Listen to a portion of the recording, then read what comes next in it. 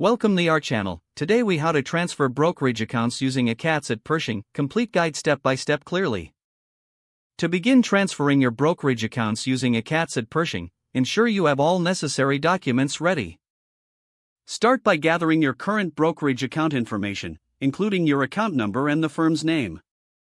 Contact your current brokerage firm to confirm they support the ACAT transfer process. Next, open your Pershing brokerage account if you have not already done so. Once your Pershing account is open, log into your account and navigate to the transfer section. Select the option to initiate an ACAT transfer.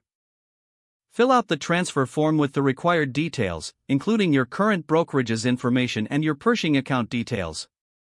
Ensure you provide an accurate account number and any additional required identification. Review the completed form carefully to avoid any mistakes.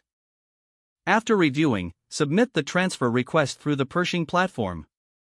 You will receive a confirmation once your transfer request is submitted. Keep an eye on the status of your transfer within your Pershing account dashboard. If needed, follow up with both your current brokerage and Pershing for updates on your transfer status.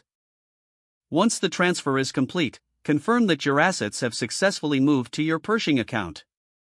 Review your account to ensure everything is in order and that no discrepancies exist.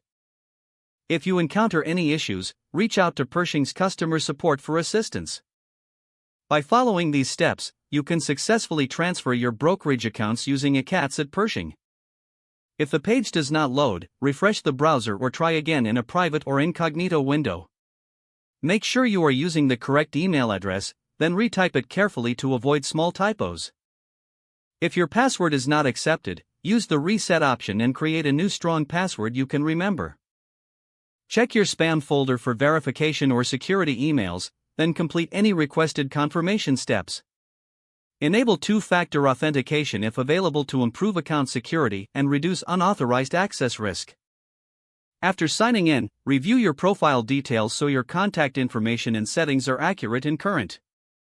If you see an error message, note it down and try again after restarting your device and internet connection.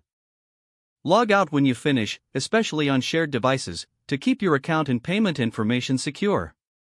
If the page does not load, refresh the browser or try again in a private or incognito window. Make sure you are using the correct email address, then retype it carefully to avoid small typos. If your password is not accepted, use the reset option and create a new strong password you can remember. Don't forget to like this video and subscribe to our channel for more step-by-step tech guides.